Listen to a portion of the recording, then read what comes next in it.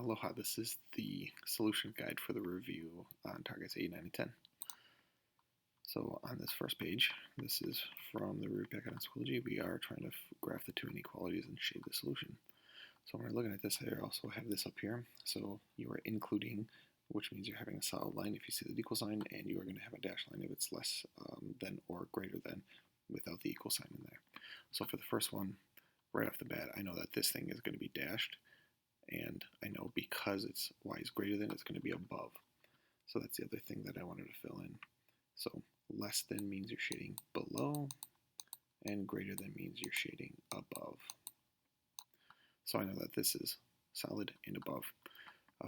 For this line, my slope is -2.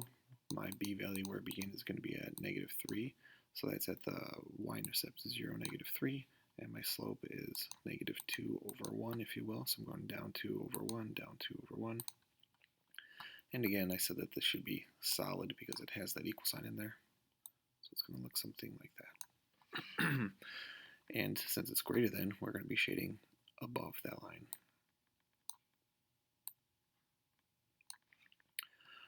For the next one, this one isn't in slope-intercept form because this is one of our special cases. This is representing a vertical line. So here we want all the x values that are less than 4. Well, where x is on 4, we want to be less than that. So this is dashed because there is no equal sign. And we want all of the values that are going to be less than 4. So any of these x values over here, and all the corresponding y values, doesn't matter which one you get, all that we need is x is less than 4. So now we got everything above this solid line, everything to the left of this line, where those two regions overlap.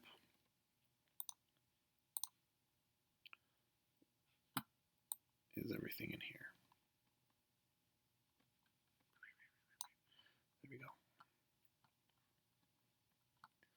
Moving on to the next one, so we're going to do the same thing here. There it goes. So this is where we start, off at 5. This is our slope, up 1 over 2, up 1 over 2. This thing is solid because we have the equal sign underneath, and we want to be less than that, so we're going to be shading below that region, everything below, down. This guy starts at -1, so 0, -1, and then my slope really is 1 over 1, so it's going up 1 over 1, up 1 over 1, up 1 over 1, up 1 over 1. And because this is not equal to, it's strictly less than, we're going to be having a dashed line that comes through here.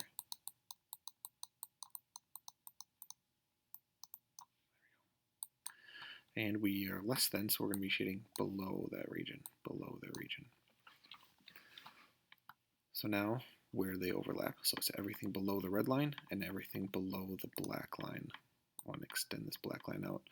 So we got region A, we got region B, we got region C, and we got region D. So what we want to fill in is going to be region C, below.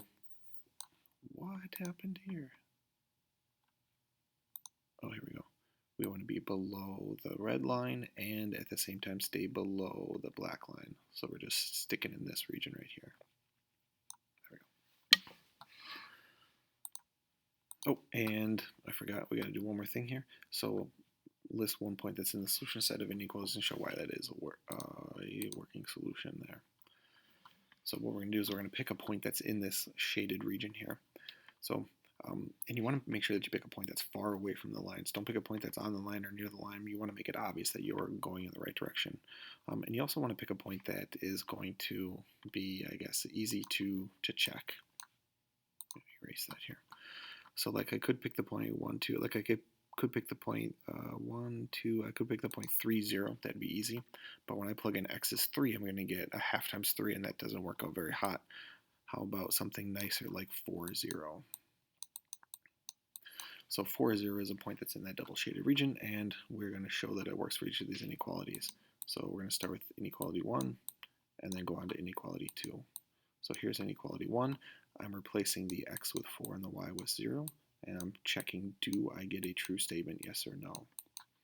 So replace the y with 0, that we're going to get less than or equal to 1/2 x, which I'm going to be replacing with 4 plus 5.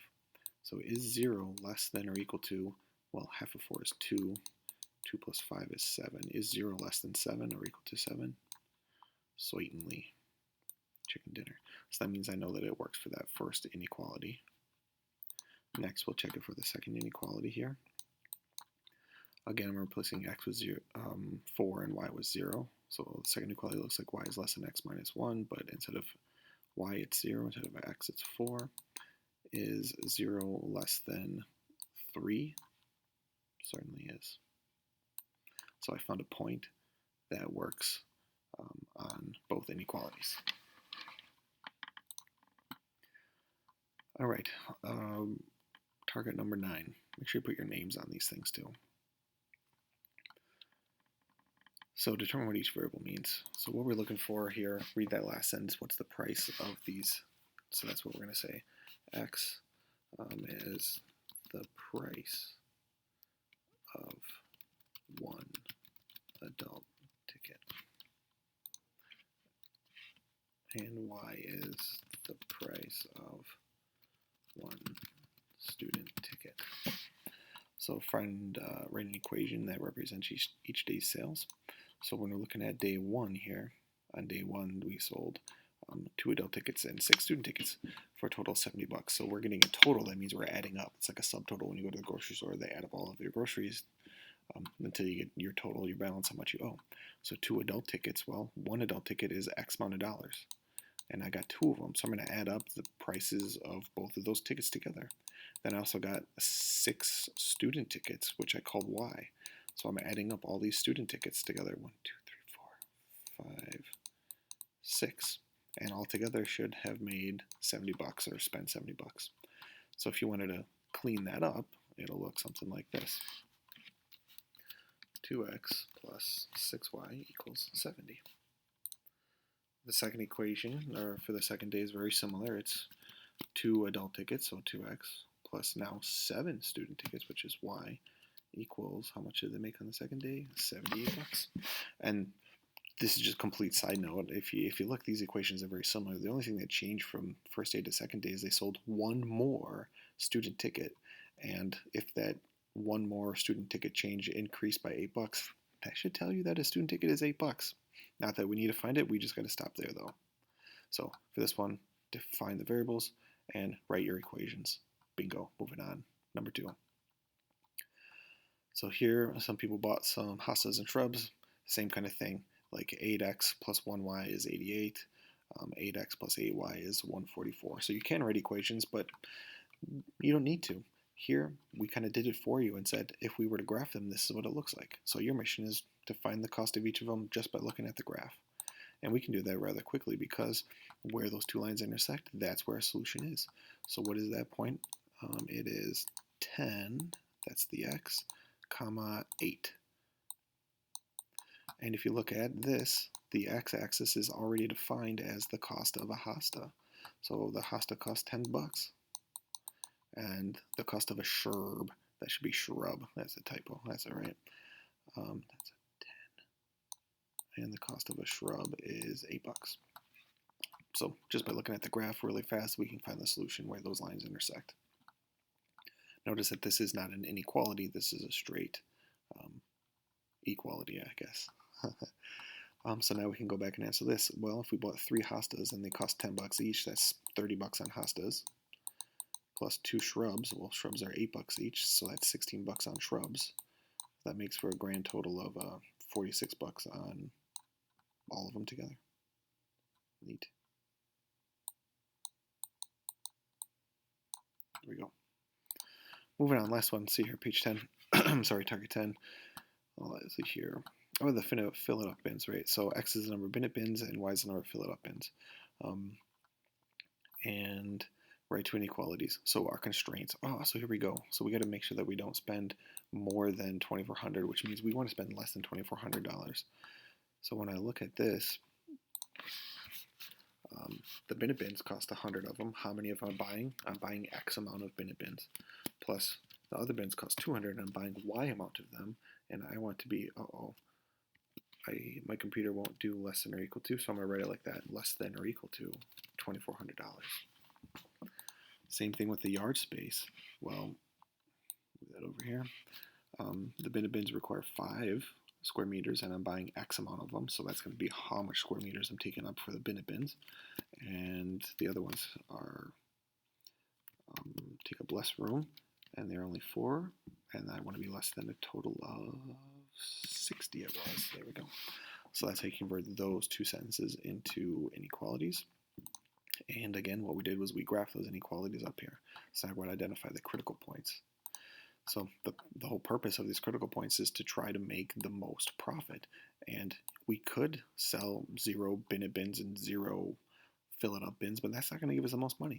So again, our critical points are identified by going as far away from the origin as we can, yet still staying underneath the shaded overlap region. So the critical points are these points that are farthest from 0, but still under both of those values.